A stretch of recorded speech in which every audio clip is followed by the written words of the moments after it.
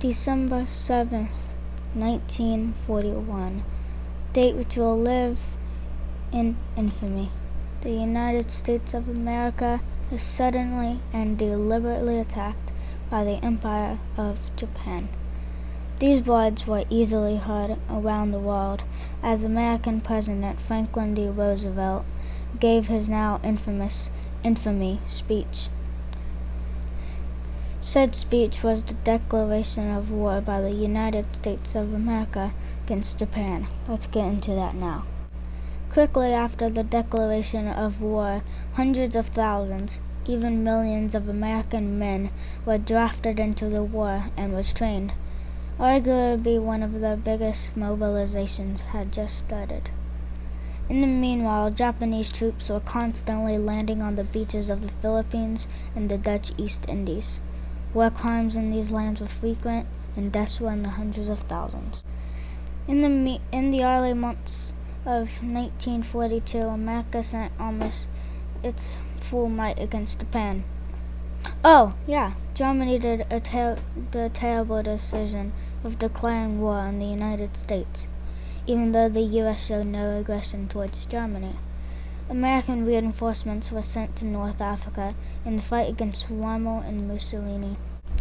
On June 5, 1942, the Battle of Midway took place.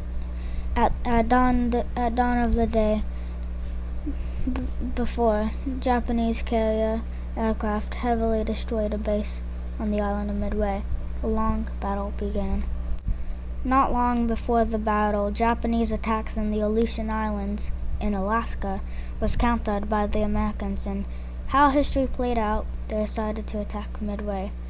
This failed battle was a clear turning point in the Pacific theater, as it was an important island and atoll. Japanese forces were almost continuously pushed back into the following months and years. By this time, top American scientists, even Albert Einstein, which fled Europe to America, was working on splitting the atom.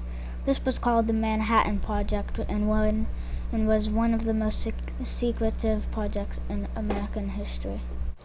In late November of 1943, the Battle of Tarawa occurred. This battle was the second major offensive by the Allies on the Pacific theater. The first was the Battle of Guadalcanal. No major battles had occurred through most of 1944, but in Europe D-Day happened and Italian surrender was made official. But in October 1944, the battle later was fought between American and Filipino forces to push the Japanese out of the Philippines. In February 1945, the Battle of Iwo Jima happened, where American forces met heavy resistance as American forces were getting closer and closer to the Japanese mainland. Morale for Japanese troops were low, but they showed no signs of surrendering anytime soon. An operation was created to invade mainland Japan, but since the chances of that succeeding and the Manhattan Project had already tested their first nuclear weapon with another in its works, was unlikely. And in early April 1945, the last battle between the Americans and Japanese happened, the Battle of Okinawa. This once Paradise Island had turned into a graveyard with only a few landings. This was the harshest anyone could witness. Up to 100 to 500,000 died. This was the worst battle in the Pacific theater. In August of 1945, 2 nuclear bombs were dropped, one on Hiroshima and one on Nagasaki. Later, the Soviet Union overran any resistance found in Manchukuo.